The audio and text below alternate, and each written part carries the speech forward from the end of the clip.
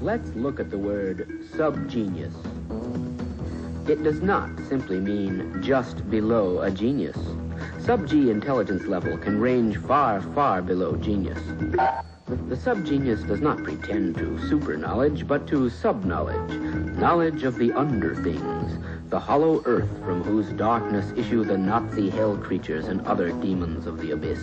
It is in contemplation of the under-things, the underwear lurking just below the clothing of existence that the subgenii display what genius they have. The study of this substratum, the foundation garment underlying reality, is the subgenius's strength, for it is from this source that he or she taps the infinite resources of a force that is completely incomprehensible to humans. The force of slack. Slack, what is it?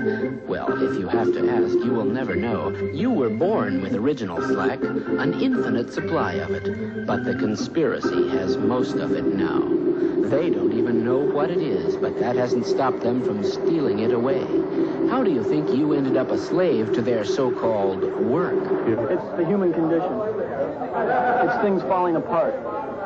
It's fat ladies in double-knit jumpsuits beating their kids in Kroger's. True slack is by definition indefinable. It is a kind of direct perception, unfettered by common sense.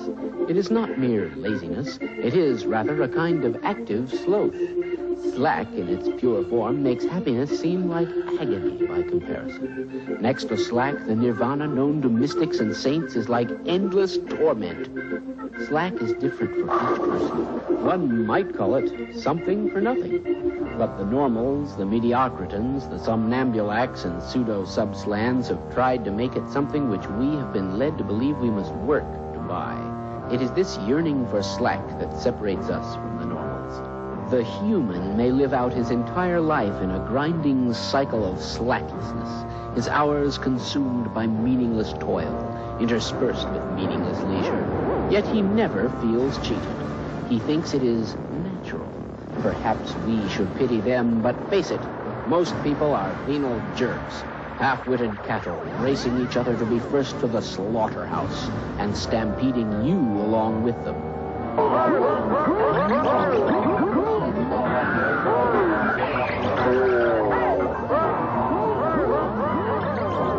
Death to the anti-Bob and pink creatures who would defame our temple. Wouldn't you like revenge on these mediocritans, these pink boys, these box-dwelling Barbies and Kens, these normals who have made normality the norm?